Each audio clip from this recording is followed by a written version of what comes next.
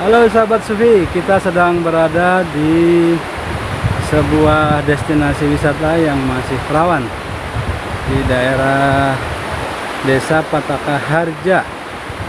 Nah, ini adalah daerah Batu Masigit, sebuah daerah yang sangat angker.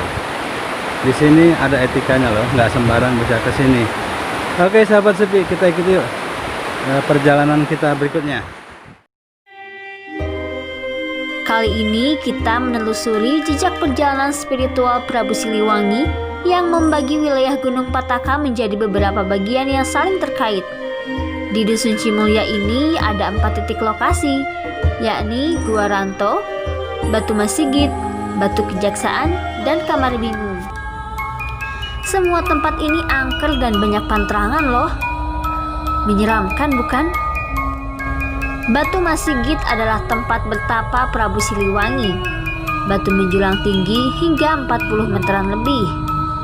Melihat kontur bebatuannya, hampir dipastikan jarang ada orang yang kuat mendaki puncak Batu Masigit.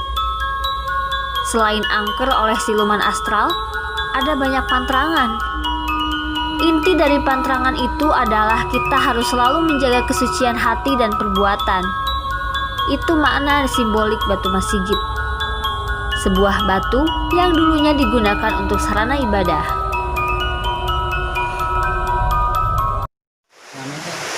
Saya Rudi, Pak. Assalamualaikum warahmatullahi wabarakatuh sahabat Sufi. Alhamdulillah saya jalan-jalan bersama tokoh masyarakat di Pataka Harja. Ada Pak Ibang, ada Pak Eri, Pak Ujang nih, Pak Ibang. Mang, Pak Kiking. Pak Kiking ini penunjuk jalan. Dan saya masih napasnya masih terengah-engah. Ya, oke. Sahabat Sufi, kita akan tanya nih gimana tadi ada larangan yang nggak boleh dilakukan di sini. Ini yang tahu Pak Rudi nih. Gimana kan kira-kira? Ya, menurut cerita sesepuh di sini, saya juga kalau untuk urusan itu belum paham semua. Cuman saya kata sesepuh, ya katanya di sini yang untuk larangan itu ya mungkin diantaranya kita jangan berbicara kasar juga, terus utamakan jaga kebersihan juga. Ya istilahnya seperti itulah, istilahnya kita jangan berbuat jolim apa jinah lah gitu di sini. Dari segi pembicaraan juga kita nggak boleh, kalau kata orang ini namanya sompral gitu ya istilahnya. Jadi untuk larangan mungkin seperti itu. Terutamakan jaga keselamatan, soalnya di sini belum istilahnya kan namanya juga tempat seperti ini, jadi belum misalnya untuk keselamatannya belum bisa diantisipasi, dijamin lah gitu. Oh ya Pak RW, yang ini kan Gunung Masigit ya? Batu Masigit, Pak. Batu Masigit ini ada kelebihan, ada ini sukacita ini yang sudah berkembang di daerah sini.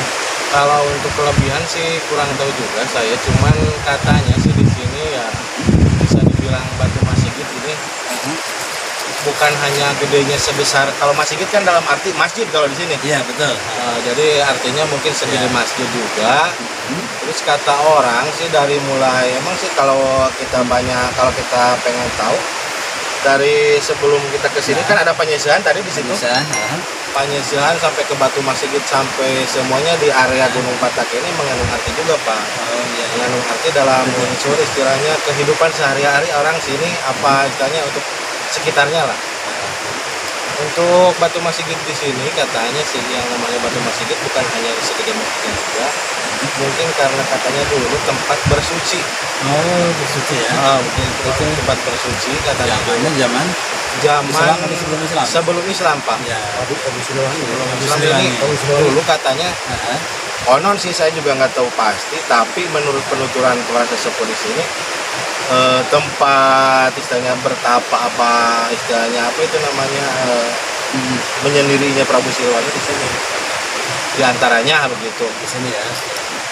Ya, sahabat Sufi.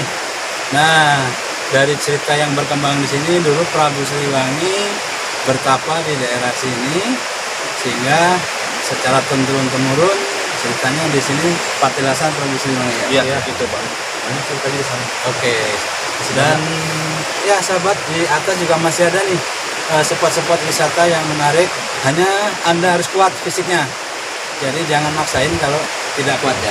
Jadi kalau di tempat Gunung Pataka itu Pak, kaitannya sangat erat banget sama Siliwangi. Soalnya mulai dari Batu Masigit sampai ke gunung juga itu kalau kita langsung bertanya pas sama narasumber yang tepatnya, ada ntar mungkin di situ ada orangnya. Itu artinya itu kayak semacam mau nyambung itu Pak. Dari pertama penyisihan, kalau istilahnya penyisihan, kalau sini kan tempat nyuci. Ya. Sebelum kita sesudah kita lahir mungkin kan kita dimandikan dulu sama orang tua. Oke. Habis dari kita dimandikan itu tanpa dengan istilahnya itu disesep. Baru kita naik ke masjid. Masjid itu di sini artinya masjid Pak, buat bersuci. Nah di situ kalau kita kan udah bersih, kita bisa beribadah di situ. Mungkin ke atasnya lagi ada lagi artinya. Mungkin harus banyak waktu juga sih buat jelasinnya lagi. Oke, siap. Makasih Pak Rudi, Ya, Pak Ujang. Ya, sahabat Supi, bincang-bincang kita sampai di sini dulu. Nanti kita sambung lagi, oke? Jika kamu punya rekomendasi spot wisata yang akan kita telusuri, tulis di komentar ya. Dan jangan lupa like dan subscribe. Terima kasih. Assalamualaikum warahmatullahi wabarakatuh.